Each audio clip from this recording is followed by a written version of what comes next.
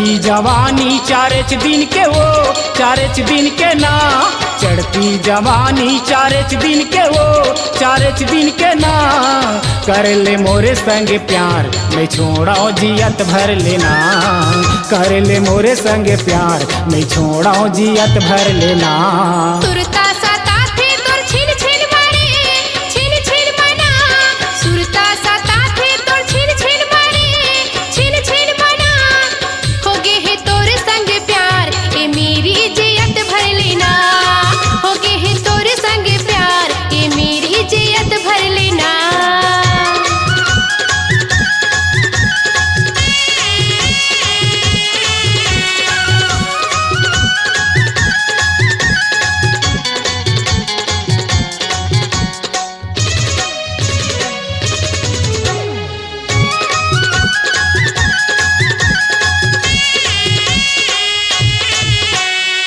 करके वादा झन भुला जा, करके वादा झन भुला जा, तोला मैं चाहे वो जाने ले जादा, तोला मैं चाहे वो जाने ले जादा।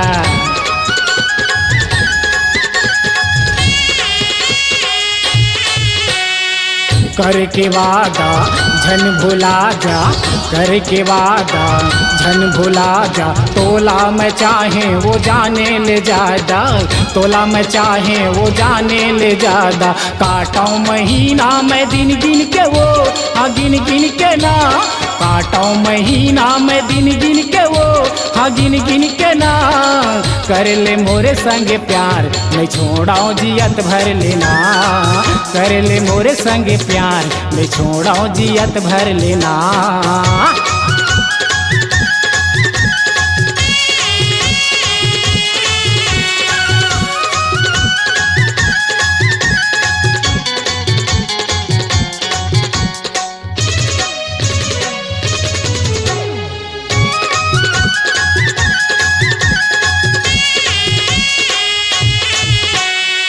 दाई दादा माँ जाति सगा माँ, दाई दादा माँ जाति सगा माँ, हो गे बदनाम मेरे जगह जगह माँ, हो गे बदनाम मेरे जगह जगह माँ।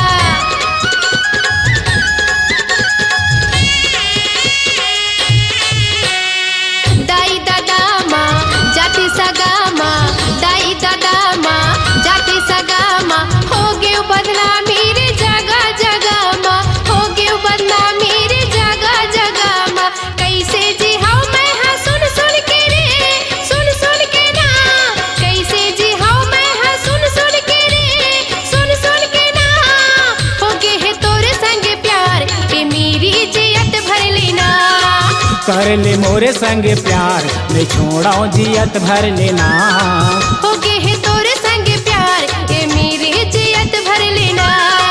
कर ले मोरे संग प्यार मैं छोड़ाऊँ जियत भर लेना।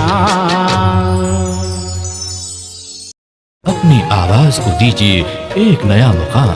डिजिटल रिकॉर्डिंग की दुनिया का जाना पहचाना नाम स्वरांजलि, जहां गूंजती हैं ध्वनियां अपनी माटी की सौंधी सुगंध के साथ। छत्तीसगढ़ी संगीत के विविध रंग जो पहुंचाते हैं पूरे प्रदेश में डिजिटल रिकॉर्डिंग के संग। स्वरांजलि स्टूडियो, नेमी चंद गली नंबर 2, गंजपारा, रायपुर।